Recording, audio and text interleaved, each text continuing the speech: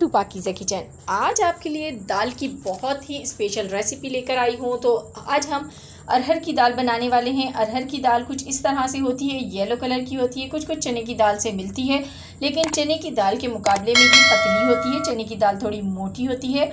तो अगर आपने अभी तक अरहर की दाल नहीं पकाई तो ज़रूर इसको ट्राई करें, मज़ेदार होती है पकने में और बहुत अच्छी लगती है। तो देखें, यहाँ पर मैंने अरहर की दाल को अच्छी तरह से वॉश कर लिया। ये 1 पाव दाल है और इसके अंदर मैंने पानी डाल दिया है। 3 बार आपने वॉश करना है। उसके बाद पानी डाल के इसको हम रख देंगे फ्लेम पर और थोड़ी सी देर पहले आप इसको अगर रख लेंगे सोक करने के लिए आधा घंटा तो ज़्यादा अच्छा रहेगा।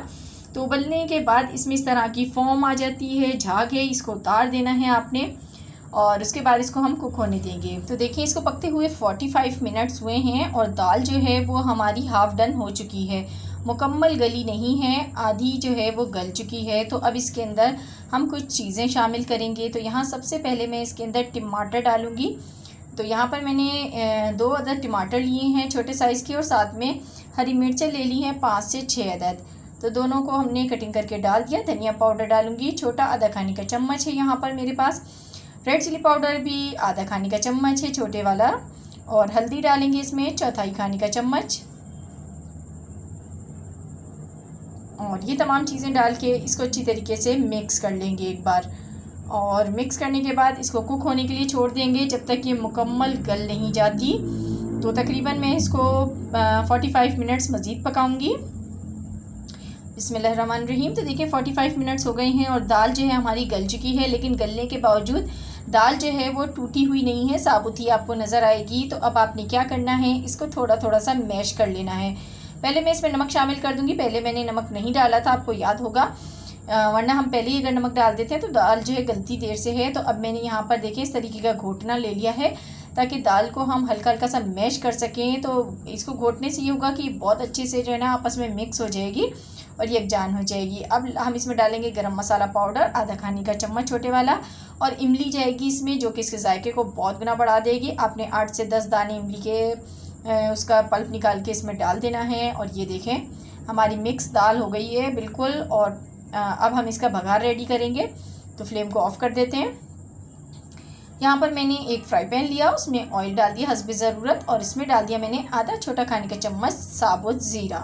ज़ीरे का बघार दाल में बहुत ही मज़े का लगता है। और साथ ही 2 साबुत मिर्चें, 2 से 3 ले लीजिएगा, साबुत गोल वाली मिर्चें हैं ये, सुर्ख वाली, ये डाल देंगे। थोड़ी सी मिकदार मैंने और बढ़ा दी है। तो ये डालने के बाद आपने लहसुन डालना है। 3 जवे लहसुन के हैं जिन्हें मैंने बारीक चॉप कर लिया है, ये डाल देंगे। बहुत ही मज़ेदार सा खुशबूदार सा इसका बघार रेडी होगा। तो ये दाल दूसरी दालों से थोड़ी सी डिफरेंट होती है जायके में।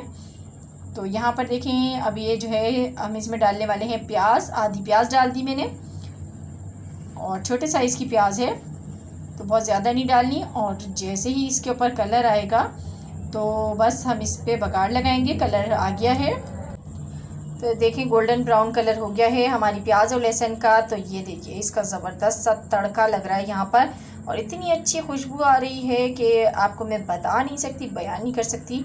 ज़बरदस्त सा तड़का लग गया है और दाल में जब तड़का लगता है तो इसकी खुशबू पूरे मोहल्ले में फैल जाती है और सबका ही दिल ललचाता है खाने को। ऐसी है ये दाल।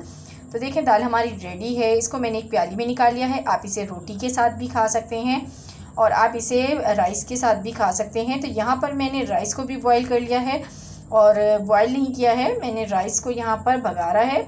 उसके बाद इसके साथ कचूमर है, ये केरी का कचूमर है, ये मैं आपको बनाना पहले ही सिखा चुकी हूँ।